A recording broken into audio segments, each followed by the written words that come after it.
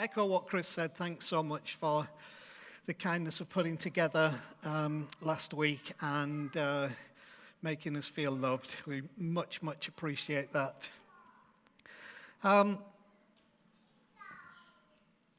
You only have to look at the epic story of the children of Israel and their journey from captivity in Egypt, which you can read in the book of Exodus, and learn all about the difficulties and the restrictions that was that, an image of what it means to be in a place of bondage that you never intended to be there, but you stayed too long in a place that you should have left years ago. And it's only when you look at something like that that journey from slavery to freedom, which of course these videos we've got today are part of that, to appreciate the difficulty of accomplishing that journey with a large group of people. So this would be a lot easier, what we're trying to do, if it was just me, or if it was just Chris, or if it was just me or Chris and just a few more. But you have the issue of many people with different stories and different personality types, and we're all trying to move somewhere. It's been rightly said, and take this on board, it took 3 days to get the children of Israel out of Egypt, but it took 40 years to get Egypt out of the children of Israel. So you can be touched, you can be excited by something that walks you out of a place you've been, a bondage, a history, a situation. But that does not mean that that has come out of you. And that's part of our journey. We don't just want to get you out of the bondage of common narrative religion. We want to get common narrative religion out of you. And that's the difficulty. So on this first weekend of my 31st year of leading this church, I want to talk a bit about what it costs to bring change. Chris could tell you and I could tell you that every 30th anniversary of whatever, 30 years age, 30 years from our first real significant prophetic journey, and so on, every one of those has marked a new beginning. So I'm hanging on to the fact that therefore, if things go as they have gone in my life, what began this week after our 30th is a new beginning. And I have lost some confidence over the years, but I'm learning to try and trust the inner calling that I have, because I've always had the ability to see what matters and try and draw attention to it. It's the way of prophets. Now, I know we associate prophets with either loonies or history, but being prophetic means you see what others are not seeing when they can't see it, in order to hopefully make them aware of what it is they cannot see. And this has been very useful over the years in many ways. I could give you lots of story. I mean, I could really upset Jenny, because when I was in school many years ago and doing what were then my GCEs, which are now GCSEs, I got an A star in English language.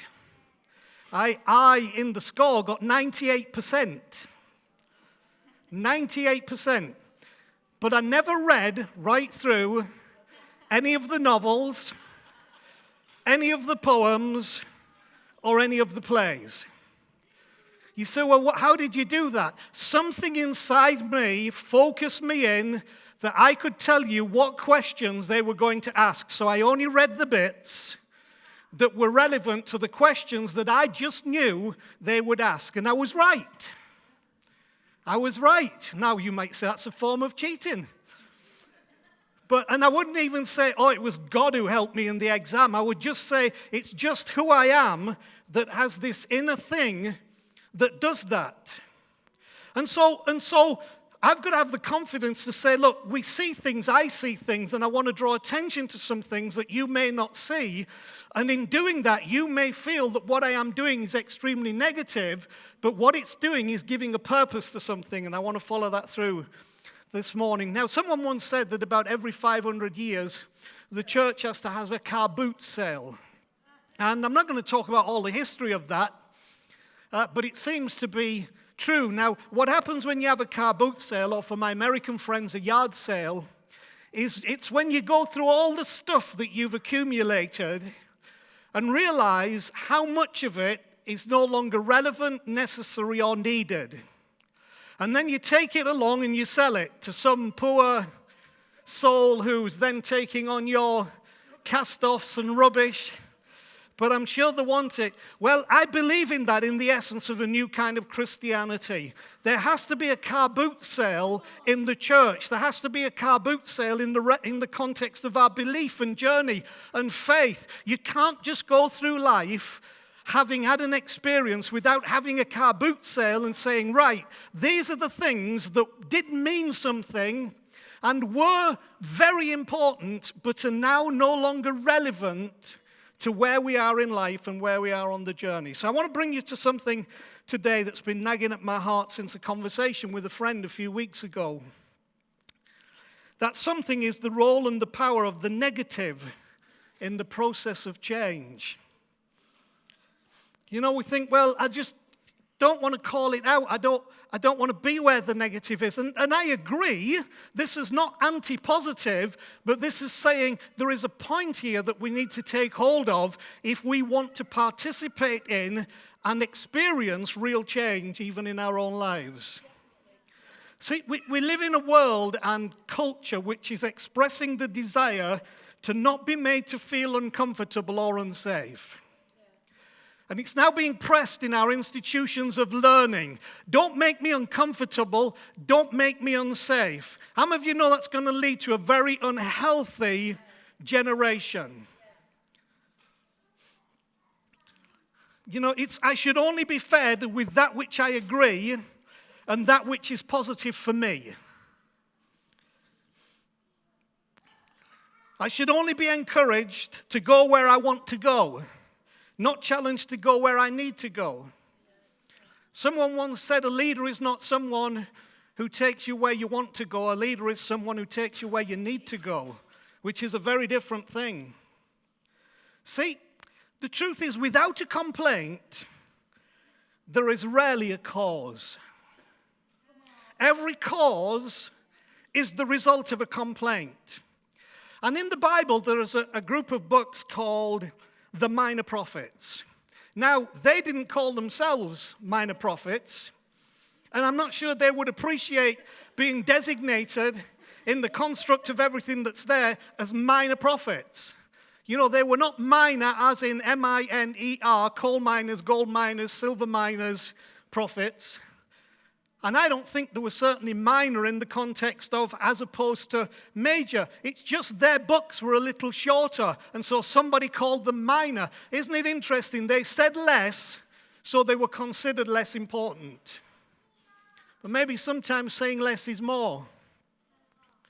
But these minor prophets, they are obsessed with a complaint, each one of them. A complaint about how people see God, a complaint about how people are reacting, what they are being. I wouldn't say it's a great read, or they're a great read, but it's interesting that where the complaint fits in the context of the cause. Now, there are three ways of looking at everything: nostalgic, romantic, realistic. Those are the three ways that we look at everything. And that really, nostalgia is the comfort that's felt from edited memories.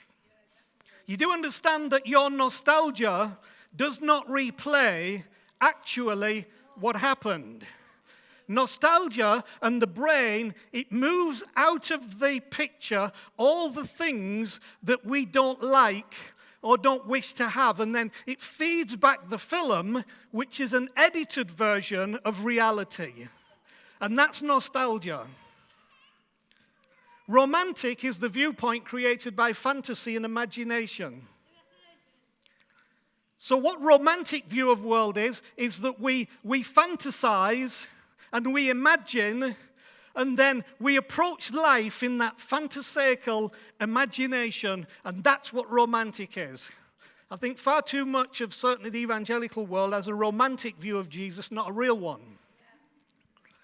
Now, realistic is the condition of living in the now.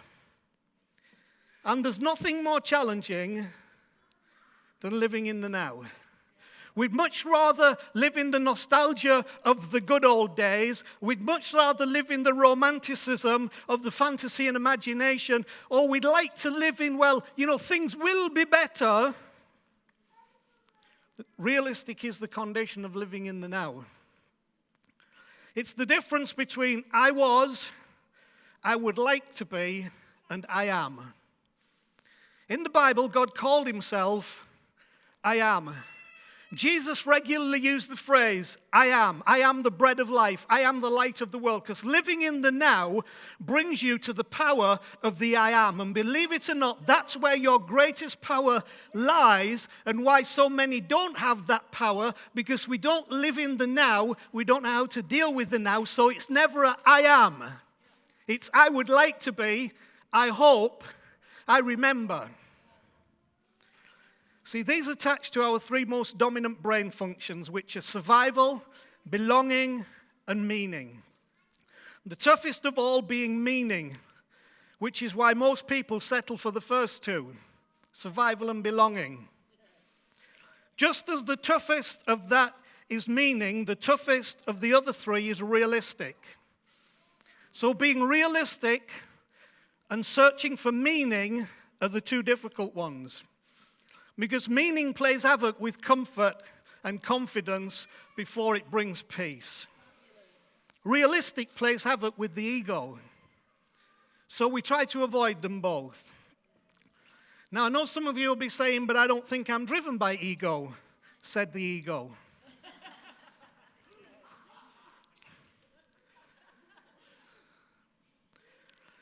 So survival and belonging, nostalgic and romantic, are coping mechanisms. And I understand why we use them. The search for meaning and facing reality are the only ones that bring lasting rest to the soul, if only you're willing to go the distance. So on the 1st of December 1955, Rosa Louise Macaulay Parks could have just moved from the seat where she'd chosen to sit on the bus and avoided the problem created by that act of defiance against what was the law at that time in the southern states of America. Now, when she did what she did, you heard the opposition from the people of her own race on the bus. Why was she being so negative? What was wrong with her? Why couldn't she just comply with the pattern that had been in place for 300 years of slavery? They didn't want trouble. They didn't want her to stir up trouble. Why couldn't she just accept things as they were? They just wanted to get home. They were willing to be silently compliant. Interesting that the only difference between compliant and complaint is where the I sits. And the difference Rosa Parks made was where the I sits. And so it moved it from compliant to complaint. And now we had a hope that ultimately turned out to be a major voice in destroying and getting rid of segregation in the South of America and bringing about the Civil Rights Act. They saw what Rosa was doing that day as a negative, not a positive. It was pressuring them. They viewed what she said as a big negative in a difficult situation. But what about when the most positive thing you can do in a situation is to be negative? Have you thought about that? If you take a long, hard look at life, it's the power of the negative that usually becomes the catalyst for change. It's never bombarding with positive that becomes a catalyst for change. It's usually the power of the negative that becomes the catalyst for change. Don't ignore them. Use them. It's breaking the mold of compliance and taking a seat on the bus in any and every situation when and where others think you shouldn't. That's what we have chosen to do at Q. Sometimes you've just got to take your seat on the bus and refuse to move. People will tell you throughout your life to have the courage of your convictions, which is okay with them until you do. And that's where the problem comes, because we love the idea, but the issue is once conviction comes, a cause is going to arise, and the cause is going to arise from a complaint, and the complaint is going to arise from a negative, and then we get very uncomfortable because we say, have the courage of your convictions until somebody does. But I want you to understand today that if you wish to pursue this reality, then you must truly understand what conviction is. A conviction is not something you hold. People will tell you, I hold a conviction about that. No, you don't. You hold a belief. You hold a preference. You hold a bias. You see, the issue is a conviction is not something you hold. It's something that holds you. So you can't not react to what the conviction is telling you on the inside. So much of what we call conviction is no more than a leaning towards, an inclination about. But when a conviction really comes, that conviction holds you. And then you have no alternative but to respond. Rosa Parks did not hold a conviction about civil rights. The rights of her brothers and sisters. No, she didn't hold a conviction. A conviction held her. And because of that, it's like she couldn't help but point out what was a problem. Now, you need to understand, none of that was about the bus. And it's never about the bus. It's never about the thing that you highlight negatively. It's always about the bigger issue that the bus is indicative of. But if you focus just on the seat on the bus, you miss the point. So when you really are honestly powerfully negative, it's because you have seen something beyond the seat in the bus. And taking the seat in the bus and refusing to move is just a way of saying, I see beyond this, and if I don't sit now, we are getting into a situation that we may never be able to change. Rosa Parks' husband, said, life is about facing danger, my friends. It's about taking risks. We have to stand up for what's right, even if we have to put our lives on the line. That was before he was challenged to take risks, face danger, and put his life on the line. And we can all sit here and say, I'm with it, I'm in it, I'm for it. Let's go do it. You know, we're going to take risks. We're going to stand up for what's right. We're going to put our lives on the line. But what happens when we're actually challenged to take risks, face danger, and put our life on the line? And then there's this powerful statement he makes when Rosa says to her husband, let me be active in this situation. You know, I'll be careful, I'll be really careful. And Rosa's husband, which is so powerful, said, you can't be careful and effective. And I want to put that on you today. You can't be careful and effective. You can be considerate, yes, and should be. You can be kind, yes, and should be. But careful, no. Once we become too careful, we become ineffective. Because being effective naturally brings into it a thing of you cannot be careful. We fear what taking a negative approach may create for us, but without it, there is no challenge, and without challenge, there is no change. Now, I want to teach you something. Negative is not the same as negativity. See, the power of the negative is a great tool in the quest for meaning, because it recognizes the elements that need to be challenged for change. Negativity is not a great tool in the quest for meaning. You see, negativity focuses on moaning. Using a negative to bring change focuses on meaning. So I'm not inviting you to be a place of negativity, because that would be where some of you already are. It wouldn't help, the place of moaning. But when we use the negative correctly, it brings us to a place of meaning.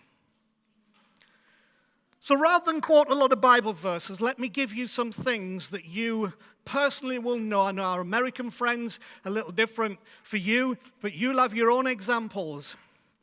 So for example, 10 million children in the UK will not go hungry today. 1.7 million will. But isn't that just focusing on the negative? Shouldn't we be saying the positive? 10 million children will not go hungry today. 13,377 people were not killed or injured in the bombing at the Ariana Grande concert in Manchester Arena. But 23 died, and more than 800 were injured. But isn't that just focusing on the negative? More than 30,000 people didn't die in the 1989 Hillsborough Stadium disaster. But 96 people did. And many others were injured. But isn't that just focusing on the negative? See, if we only looked at and pointed out the negatives, what would that have meant for Marcus Rashford's campaign? And notice he didn't mention the 10 million kids, well-fed, and rightly so, because the negative was needed to draw attention to the problem that needs to be fixed. Do you understand what I'm saying?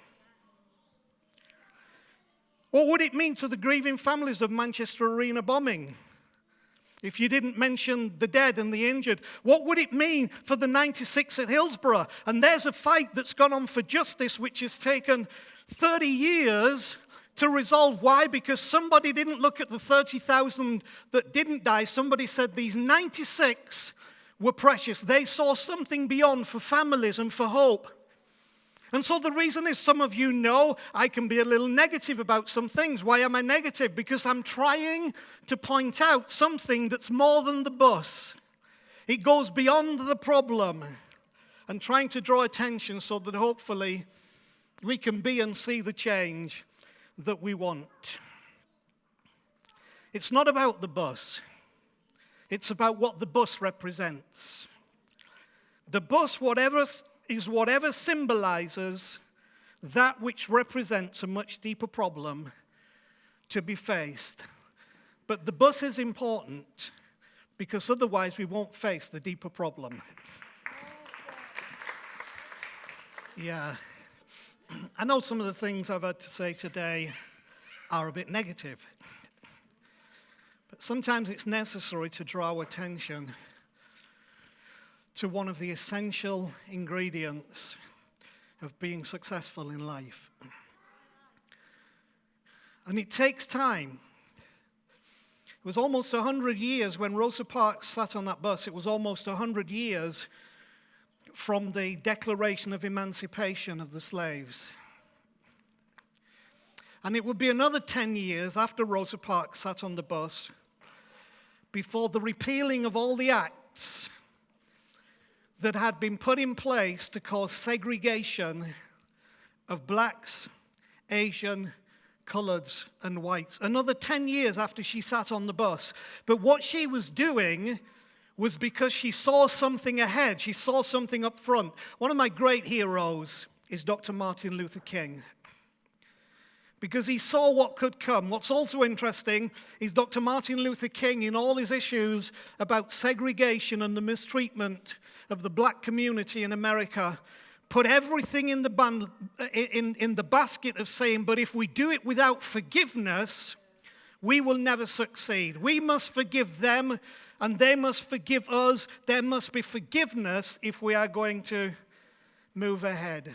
So in some ways I apologize for not, it being a happy clappy, but I hope it's bringing something home to you that will make you comfortable with our negative and your negative, to realize that that can be productive because it's bringing up a complaint that can lead to a cause. Then this last little clip of the video, the young man being what young men are, I certainly knew more than I do now when I was 21. At least that's what I tell myself. The young man thought it wasn't working and was just a created inconvenience, because what ensued out of Rosa sitting on the bus was they did a boycott, a bus boycott. We're not going to sit on the bus. How many of you know if you need the bus and people travel by the bus and you do a bus boycott, that's not very comfortable. But sometimes discomfort, as Chris said at the beginning, is essential if we are truly going to pursue a righteous cause. Like Chris said at the beginning, it's impossible to change the future without disturbing the present. So we've had to create some discomfort. We have some discomfort, but it's necessary if we are going to change the future. And then, of course, you get the young man saying, this protest ain't doing nothing. Jiving people into thinking something's going to change. Ain't nothing going to change. And that's why we maintain the status quo. Because we can think nothing's going to really change in my life, in the organization, in the church, whatever, in the family. But somebody had to do something, was the reply. And then I love the old man, because there are some ways of saying things that anybody who is not old and black can't do. Now, I say that with the greatest of honor, because one of my dearest friends in America is old and black. And dear old JL, I have sat for hours with him talking about his history and his family. He comes directly from slave stock. He's just a wealth of information and feeling, just the most beautiful man. He's not bitter. He hasn't got a chip on his shoulder. But it's good to educate oneself with the reality of someone's journey. And that's what the old man in the picture here is trying to say. Look, I've walked a journey. I've walked a journey. I'm tired. And believe it or not, I'm an old man now. I'm 65. I've walked a journey. The beard's gone from ginger to white. The hair's moving that way. I've walked a journey. And like that old man, sometimes I feel weary and sometimes I feel tired. But I know because of the journey I've walked that this is a worthy cause. And he said the old man got what she was saying on the bus. He got it.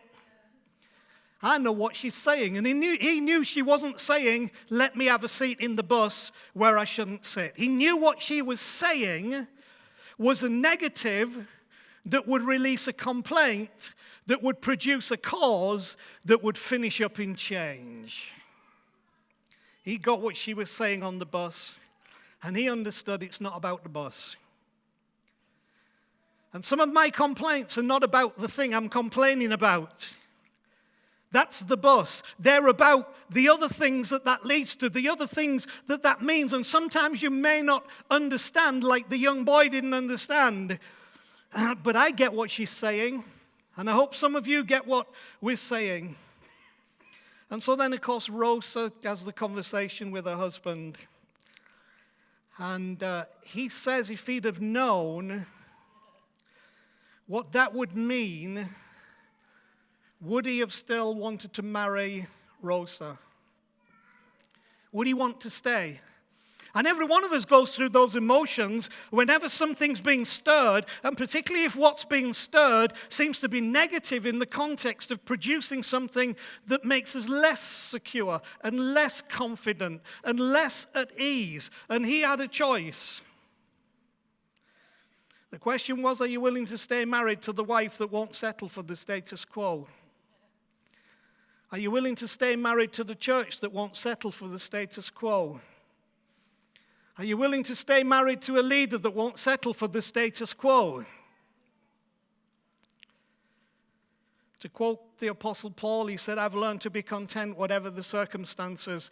Now, I've heard that preached from all kinds of ridiculous angles. What he was really saying was, in the situation, in the circumstances, with the negative, I understand its place, and so I've learned to be content with that because I know it's going somewhere. And as I said to you last week, I do not wish to participate in a culture where inconvenient truths are carefully hidden to protect some individual or group's self-interest. I want to bring faith to the faithless, but I also want to bring doubt to the faithful. Only then can what sometimes may be painful truths lead to hopeful possibilities. And so let me finish here. There's another verse in the Bible I was raised with that said, we know that all things are working together for good to those who love God and are called according to his purpose. Now, we also manipulated that to make it, these are the ones who are in tick the box. But I think it's wider and bigger than that, because we are loved by God, and there is a purpose at work, and there is a goal, and all things are working together if we can believe it. And Rosa believe we can be a catalyst for the working together of all things. There's another phrase to do that, which is not Bible, but it's really good and should be there. And Chris quoted this to me this week. I have learned how to alchemize the things that happen to me. How many of you have read the book The Alchemist? It's a very famous, popular book a few decades ago. And an alchemist was somebody in history who they believed could turn anything to gold. And so I have learned how to alchemize the things that happened to me, turning them to gold, because all things work together for good, and we don't need to be afraid of the negative, because the negative draws our attention to something much bigger than the thing that it's doing at the moment, so that ultimately we might see a powerful change. So, like this last song says, now having got a little wear under my shoes, seen a lot, been a lot of places, done a lot of things, experienced a lot. I know where I'm going because I know where I've been. And I want you to come along on that journey.